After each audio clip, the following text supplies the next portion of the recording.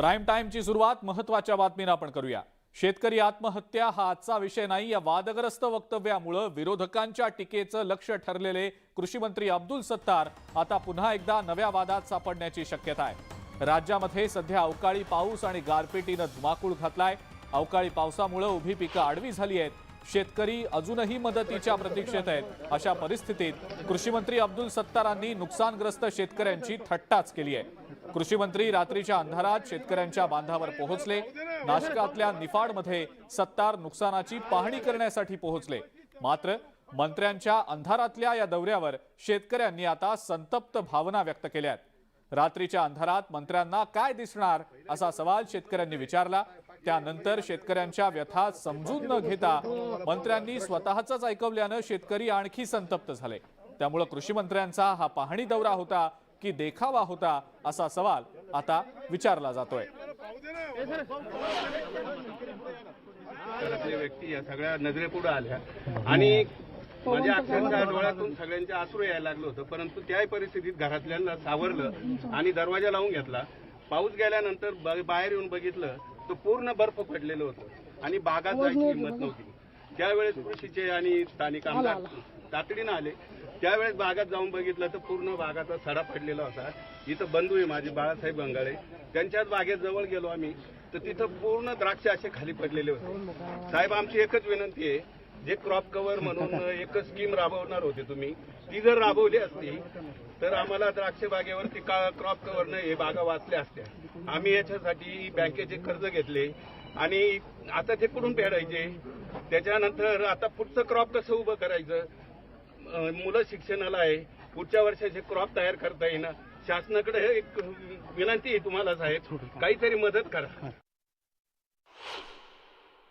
तर शेतकरी बांधवांना नुकसान भरपाई मिळायला पाहिजे। नुकसान भरपाई देण्यासाठी मी आता आपल्याला प्रामाणिकपणाने सांगू लागलो की अधिवेशन चालू आहे। बाहेर कोणत्याही चर्चा करता येत नाही। अधिवेशनामध्ये अधिवेशन संपण्याच्या अगोदर मुख्यमंत्री याच्यामध्ये अंतिम निर्णय घेतील आणि त्यांच्या अंतिम याच्यामध्ये सभागृहामध्ये त्यांना घोषणा करावी लागते। गेल्या सलग 7 दिवसांपासून अवकाळी पाऊस आणि वादळी वाऱ्यांसह गारपीट सुरू असल्याने शेतकऱ्यांचं मोठ्या प्रमाणावर नुकसान झालंय।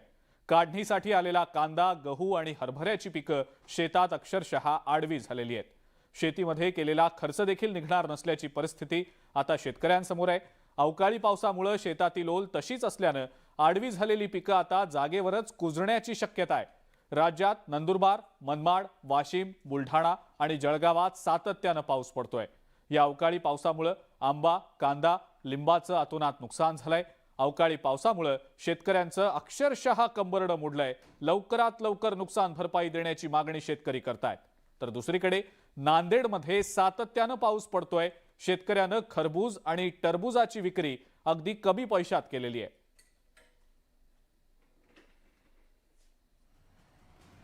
अवकाळी पावसाचा फटका राज्यातल्या तब्बल 25 जिल्ह्यांना बसलेला आहे आणि यामध्ये 1,39,000 हेक्टरवरच्या पिकांना जबर तडाखा बसलाय। पाहूया कोणत्या जिल्ह्यात नेमकं किती नुकसान झालंय ते।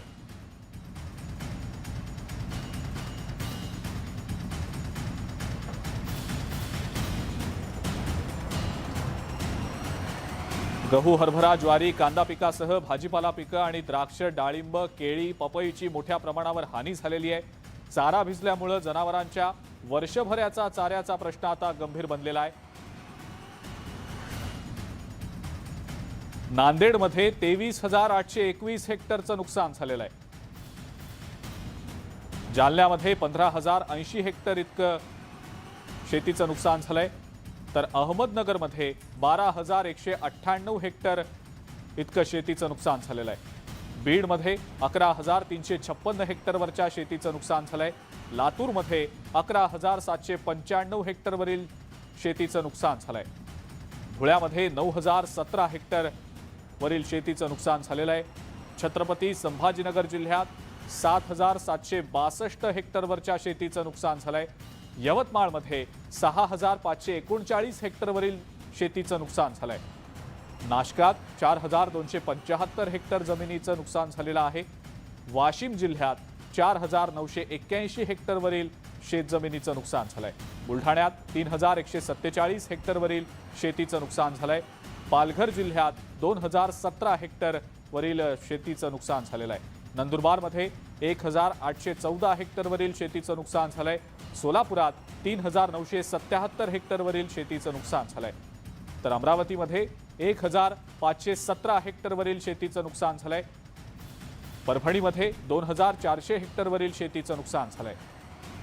अकोल्यात 643 हेक्टरवरील शेतीचं नुकसान झालंय. साताऱ्यात 484 हेक्टरवरील शेतीचं नुकसान झालंय. तर पुणे जिल्ह्यात 579 हेक्टरवरील शेतीचं नुकसान झालंय. ठाणे जिल्ह्यातही 117 हेक्टर शेतजमीन या अवकाळी पावसामुळे पिकांची नासाडी झालेली आहे. तर वर्ध्यामध्ये 86 हेक्टरवरील पिकांचं नुकसान झालेलं आहे. राज्यामध्ये येत्या 72 तासात उत्तर महाराष्ट्रात तुरळक ठिकाणी गारांच्या पावसाचा म्हणजे गारपिटीचा अंदाज व्यक्त करण्यात आलेला आहे. राज्यात इतर ठिकाणी हलक्या स्वरूपाचा पाऊस होऊ शकतो असाही अंदाज पुणे हवामान विभागानं दिलेला आहे. त्यामुळे शेतकरी आता आणखीनच चिंतेत सापडलाय. गेल्या काही दिवसांपासून सुरू असलेल्या अवकाळी पावसामुळे शेतकरी चांगलाच संकटात सापडलाय.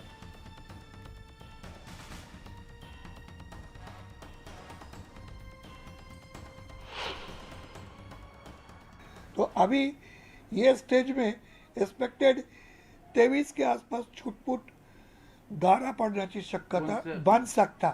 ये प्रदेश का मोस्टली उत्तरी जिला में संभावना है. एरियाज ऑफ नॉर्थ मध्य महाराष्ट्र, नॉर्थ नासिक वगैरह, नासिक जलगांव, नंदुरबार, तो ये बन सकता. लेकिन उसको फाइन ट्यून करके एग्जैक्ट बोलना ये इतना जल्दी संभव नहीं है.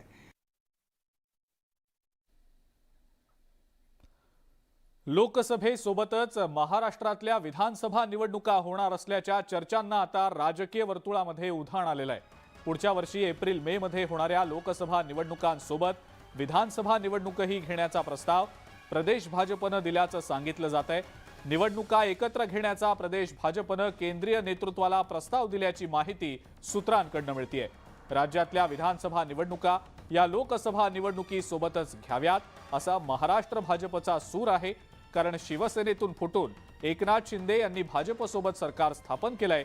त्यामुळे निवडणुकीत उद्धव ठाकरे गटाचं कडवं आव्हान असणार आहे. मोदींच्या नेतृत्वाखाली दोन्ही निवडणुका लढल्यास मतदार भाजपकडे आकर्षित होतील असा अंदाज स्थानिक भाजप नेत्यांचा आहे. निवडणुका कधीही घेतल्या तरी सज्ज असल्याचा दावा ठाकरे गटानं केलाय.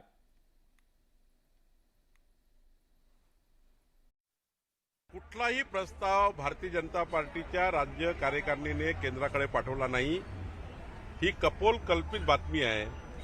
माझी माहिती आहे की आपण शेवटी लोकसभा आणि विधानसभेमध्ये 6 महिन्याचं अंतर आहे. 48 लोकसभा जिंकण्याची तयारी आम्ही सुरू केलेली आहे. आत्तापासून विधानसभेची कुठली तयारी आम्ही सुरू करत नाही आहोत आणि आतापर्यंत कुठलाही प्रस्ताव राज्य भाजपने दिला नाही. मुंबईसह महाराष्ट्रातल्या 14 महानगरपालिका यांच्या निवडणुका आपण का रखडवून ठेवल्या? भारतीय जनता पक्षाचं एकमेव धोरण आहे सत्ता. सत्ता, सत्तेतून पैसा, पैशातून पुन्हा सत्ता. त्यासाठी मग अडाणी, मेहुल चोक्सी, नीरव मोदी यांना पाठीशी घालायचं. या धोरणानुसार जर राज्य चाललं असेल तर निवडणुका आणि सत्ता याशिवाय त्यांच्या डोक्यात दुसरं काही असेल असं मला वाटत नाही. तुम्ही निवडणुका कधीही घ्या, आम्ही तयार आहोत, एवढंच मी सांगू शकतो. मुंबईतील टेक्स्टाईल आयुक्तालयाचं कार्यालय दिल्लीला हलवण्याचा कोणताही निर्णय केंद्र सरकारनं घेतलेला नाही. फक्त अधिकाऱ्यांना दिल्लीला येण्यासाठी सांगितल्याची माहिती उपमुख्यमंत्री देवेंद्र फडणवीसांनी दिली आहे. वस्त्रोद्योग मंत्रालयाची फेरबांधणी आणि या क्षेत्राला अधिक चालना देण्यासाठी ही व्यवस्था करण्यात आल्याचंही फडणवीसांनी स्पष्ट केलं. दरम्यान काही महिन्यांपूर्वी महाराष्ट्रातले अनेक बडे प्रकल्प गुजरात आणि अन्य राज्यांमध्ये गेल्याच्या मुद्द्यावरून विरोधकांनी सरकारच्या विरोधात रान उठवलेलं होतं. यानंतर आता टेक्स्टाईल आयुक्तांचं कार्यालय सुद्धा मुंबईतून दिल्लीत हलवण्यात येणार असल्याचा आरोप झालेला होता आणि यावरून विरोधकांनी जोरदार टीका देखील केली होती. मात्र आता हे कार्यालय मुंबईतच राहणार असल्याचं फडणवीसांनी स्पष्ट केलंय. ॲडिशनल सेक्रेटरींनी या ठिकाणी माहिती कळवलेली आहे. मुंबईतील टेक्स्टाईल कमिशनरचे कार्यालय दिल्लीला हलवण्याचा कुठलाही निर्णय झालेला नाही. मुंबई कार्यालयामध्ये 500चा स्टाफ आहे. केवळ टेक्स्टाईल कमिशनर आणि 5 अधिकाऱ्यांना दिल्ली मुख्यालयी काही दिवस काम करण्यास सांगितले आहे. टेक्स्टाईल मंत्रालयाची पुनर्बांधणी आणि सक्षमीकरण तसेच टेक्स्टाईल उद्योगाला काही सवलतीच्या योजना फ्रेम करण्यासाठी त्यांना काही दिवस दिल्लीमध्ये काम करण्याकरता सांगितलंय. मुंबईतलं कार्यालय हलवण्याचा कुठलाही निर्णय झालेला नाही. महाराष्ट्र नवनिर्माण सेनेचे अध्यक्ष राज ठाकरे यांचा गुढीपाडवा मेळावा उद्या शिवाजी पार्कवर होणार आहे. या मेळाव्याबाबत मनसे कार्यकर्त्यांमध्ये मोठी उत्सुकता आहे. 22 मार्चला सिनेमा दाखवणार असं वक्तव्य राज ठाकरेंनी मनसेच्या वर्धापन दिन सोहळ्यात केलं होतं. त्यामुळे उद्याच्या मेळाव्यात राज ठाकरे नेमकं काय बोलणार याकडे सर्वांचंच लक्ष लागलंय.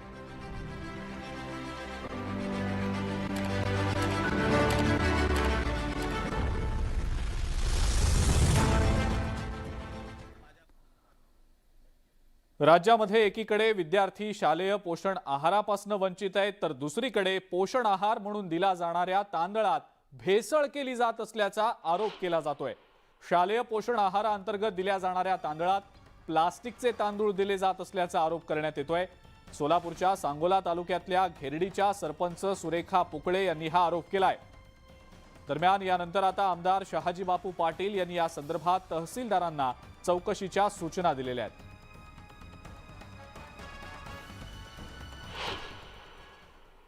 राशनमधला तांदूळ जेव्हा बघितला तेव्हा माझ्या असं लक्षात आलं की तांदळामध्ये मोठ्या प्रमाणात प्लास्टिक भेसळ केलेली आहे. म्हणून मी गावातील 2-3 शाळांमध्ये तांदूळ तपासला. त्यावेळेस देखील मला त्या तांदळामध्ये प्लास्टिक भेसळ केलेले दिसून आले.